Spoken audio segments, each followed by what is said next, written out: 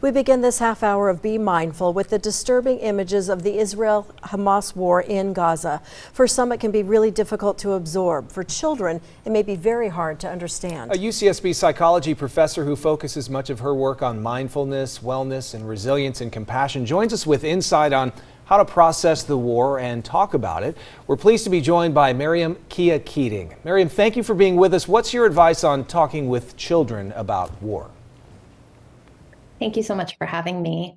This is such an important topic in a world that seems to be full of turmoil and conflict. And we all know that children are observing, watching, taking all of it in, even when we don't realize it.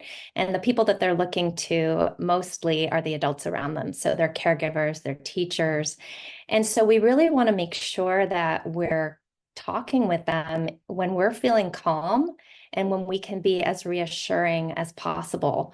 And we also want to make sure that we're answering the questions that they have on their minds, not the questions that adults and the conflicts that adults are engaging in. Children may have particular questions that are unexpected. And so if we can answer those in developmentally appropriate ways, then we can really make sure to reduce their confusion and really ultimately want to reduce their fear. That's great advice. The news of death and destruction on a daily basis for months on end can be really challenging for most people's mental health. What kind of coping mechanisms can people use to stay informed but not just get so overly emotionally overwhelmed by what they're seeing, what they're reading?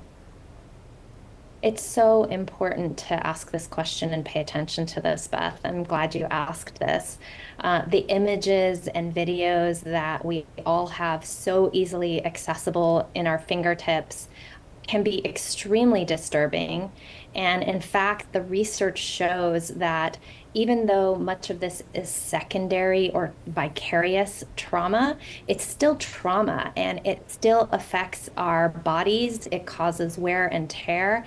And we even have research showing that that kind of media exposure to graphic violence and mass violence can impact our health even years later.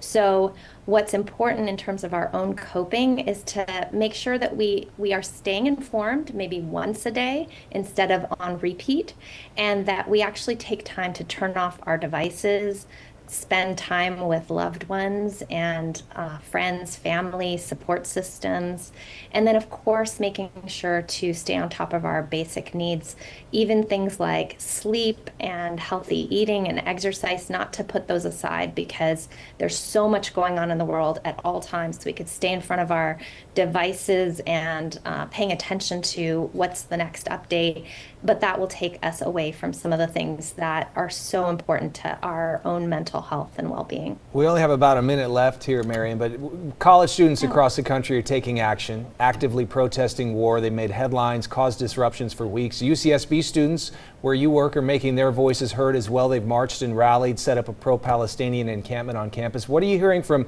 UCSB students, and what's your take on the protests on college campuses? You're right. College students across the country are trying to find ways to make their voices heard. And I really think that universities need to play a central role in upholding free speech and also creating safe, peaceful spaces for these kinds of difficult dialogues. So instead of thinking of students as being disruptive, really thinking of it as an opportunity for creating that kind of chance for peaceful dialogue and finding better ways forward together. All right, Maryam Kia-Keating, professor at UCSB, thank you so much for taking time. Wonderful advice and input from you. We really appreciate it. Thank you so much for having me.